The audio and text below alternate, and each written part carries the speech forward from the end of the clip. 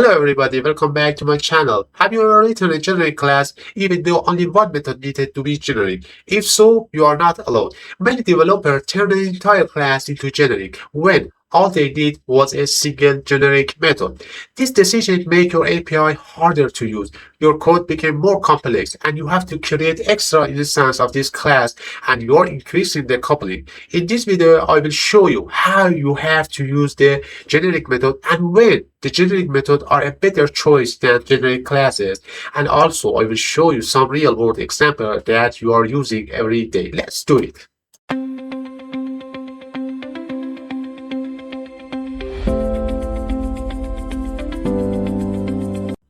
Now, before we write any code, it's time to answer one important question. If generic classes already exist, why we should use generic method?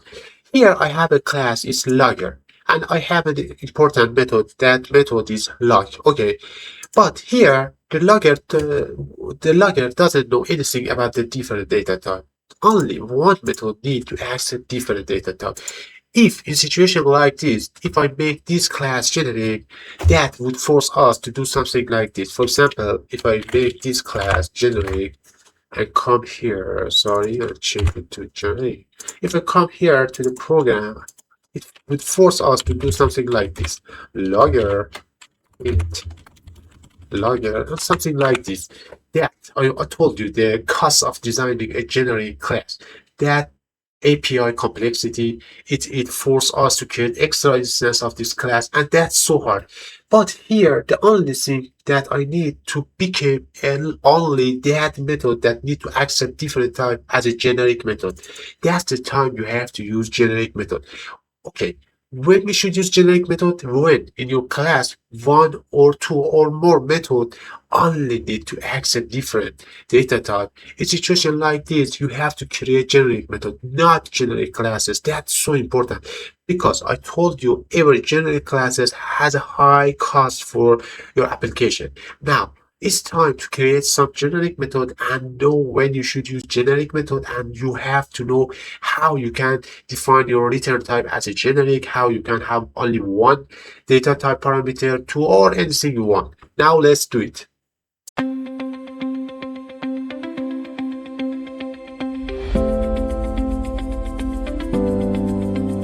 Now it's time to create your first method generic. That's so easy. I come here to the logger class and just remove this. And I want to show you the syntax of a generic method. It's so easy. Don't worry. First one is access modifier. After that, you have two options. You can choose your return type or you can choose as a generic. Here, I want to say just, for example, void.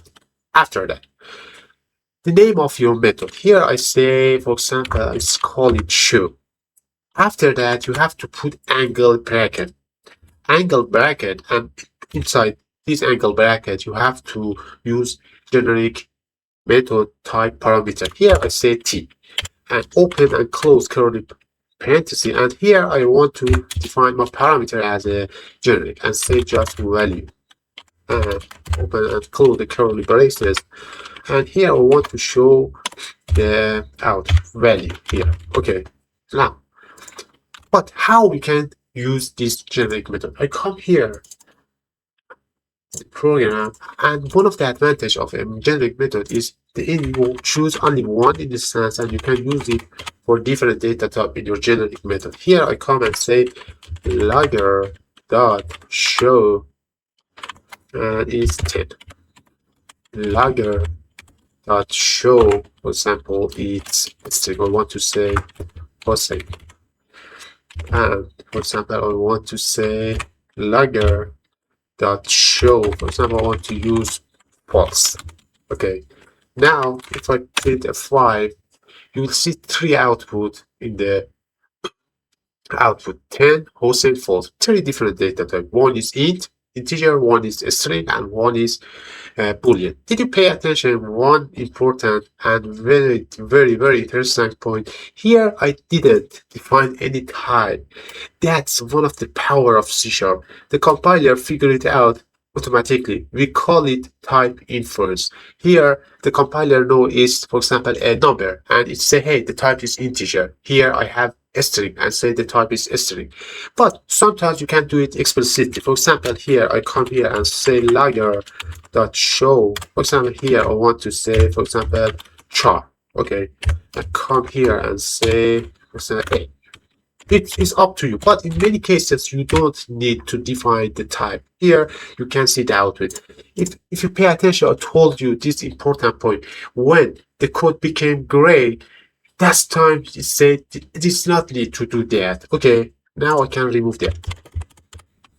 But if you have, for example, here you don't know what is the return type, you can define it as a generic. Here I come and say T, and because I have a return type and I don't have a void return type, I come and say return, for example, default and T. Okay, I come here now, for example, I don't need this. Now we want to use a method. The return type is T, the name is show, and the type is defined when I use this method. I come here, the program, remove 3 of them, and come here and say, hey, I want to know the default type of int, and just use this. If I come here and say int result, and if I print the result in the output, if I run the program, you'll see is 0, because the default of number in C# or any programming is 0. For example, the boolean is false, the string is an empty string. Okay, now it's time to define more than one type parameter. Okay, now let's do it.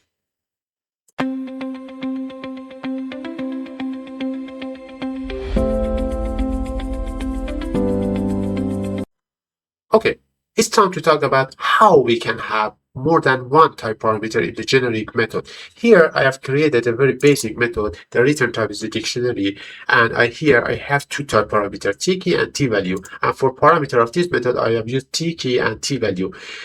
Here the method return a new dictionary with the given type, t-key and t-value. Here in the program, I have used this create dictionary method. I say I want to have an int as a key and the string as a value. I have given 10 as a key and the Hossein as a value. Here I told you the compiler figured it out automatically, and we call it type inference. You can remove this line. Okay, and here the return type is a dictionary with the int and the values string, and here I have print the dict of the key 10. If I press F5, you will see the output is Hossein.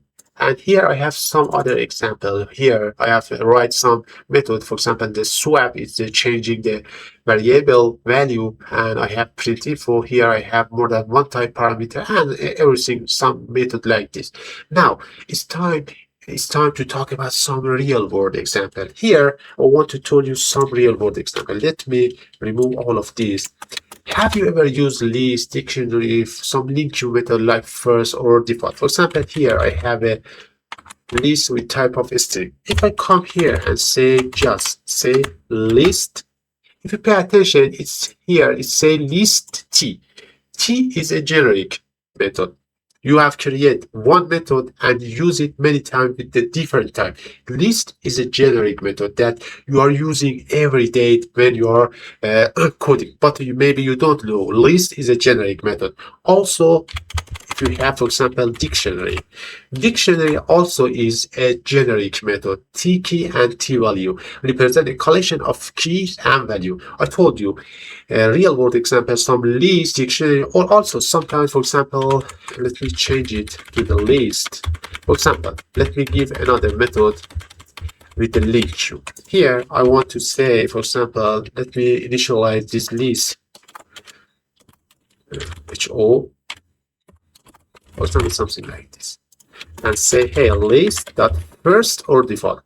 FirstOrDefault is another generic method in LINQ.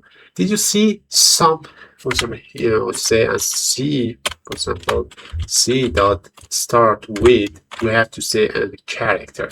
For example, I say H. Did you pay attention? Some very useful generic method like list, dictionary, first or default, where everything like this. Now it's time to talk about why generic methods are so important. Now let's do that.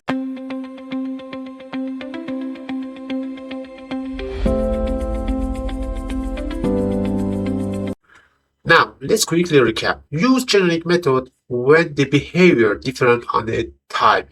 And for example, you have one method or two method that they should accept different type. But use generic classes when the object itself depends on the type. It's so important when the object itself depends on the type, not on the method behaviors depends on the type. It's so important. Okay, if you know the power of the generic method, you won't make the entire class as a generic. The power of generic method are so important. They keep the API simple. They eliminate duplicate method. They let the compiler to infer the type automatically, and they are decreasing the coupling. That's so important. My friend, thank you for watching. I will see you in the next video. Don't forget to subscribe and like the video.